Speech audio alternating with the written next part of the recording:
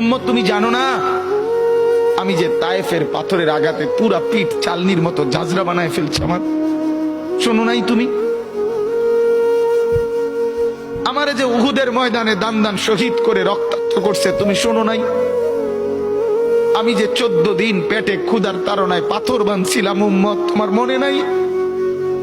একবারও শোনো নাই আমার ক্ষুধার কষ্ট, আমার পিঠের ব্যথা, আমার দাঁতের ব্যথা, আমার কাঁধে 2টা কড়া ঢুকে গেছে? উম্মত, আমার ঘরে 3 মাস আল্লাহর নবীর স্ত্রী আয়েশা বলছে, আল্লাহর কসম উম্মত, নবীর স্ত্রী বলছে 3 মাস 3টা চাঁদ উঠছে ডুবছে, রাআইনা হিলালান সুম্মা হিলালান সুম্মা হিলালান, 3 চাঁদ 3 মাসে নবীর 9 জন বিবির কারো ঘরে আম্মা জান আয়েশা বলে 1 ফোঁটা চুলায় আগুন জ্বলে নাই।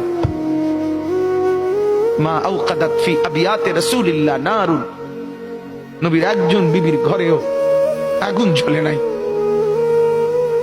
আল্লাহ নবীর স্ত্রী আয়েশা একদিন বলছিল নবীকে পিঠে হাত বুলাইয়া, ইয়া রাসূলুল্লাহ, স্বামী আপনার পিঠ ছিদ্র ছিদ্র কেন? পুরা পিঠ চালনির মতো ছিদ্র ছিদ্র কেন? আপনার কি ছোটবেলায় বসন্ত রোগ হয়েছিল, গোটা হয়েছিল? আল্লাহর নবী চোখের পানি ফেলে বলছে, আয়েশা তুমি জানো না আমার এই পবিত্র দেহে তো কোনোদিন মশাও বসে না, মাছিও বসে না, পোকা বসবে কেমনে?